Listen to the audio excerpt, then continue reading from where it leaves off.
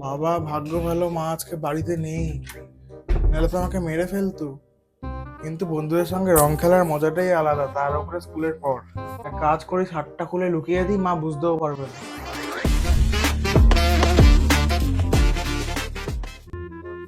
A few moments later.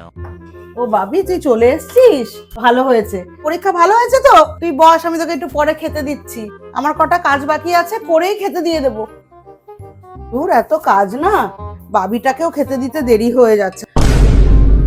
এটা কি? School ড্রেসের কি অবস্থা!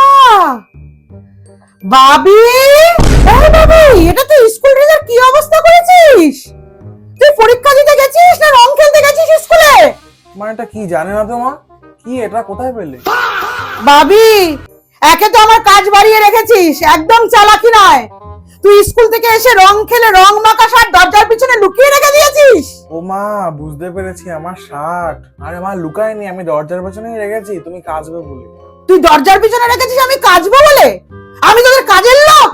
এরকম করে শার্ট ফাট ভরিয়ে এনেছিস, এই রং উঠবে না। আরে না না মা, এগুলো আবির, এগুলো উঠে যায়, বিশ্বাস করো মা।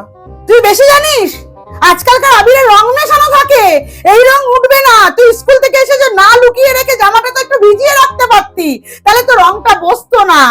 আবার তোর পরীক্ষা আছে সামনে, এই রং না উঠলে তুই কি করে পরীক্ষা দিতে যাবি? আরে মা, পরীক্ষা তো এখনো দুদিন দেরি আছে মা, ধুয়ে দিলে উঠে যাবে, ঠিক দেখো। ধুয়ে দিলে উঠবে তো পরের কথা, তুই স্কুলে রং খেলতে গেছিলি না পরীক্ষা দিতে গেছিলি? মা ওরা আমাকে জোর করে দিয়ে দিয়েছে, বিশ্বাস করো মা, আমি প্লিজ, আমি ওদের না করেছিলাম। কেউ কাউকে জোর করতে পারে না, নিজের শার্ট নিজে কেচে নিবি।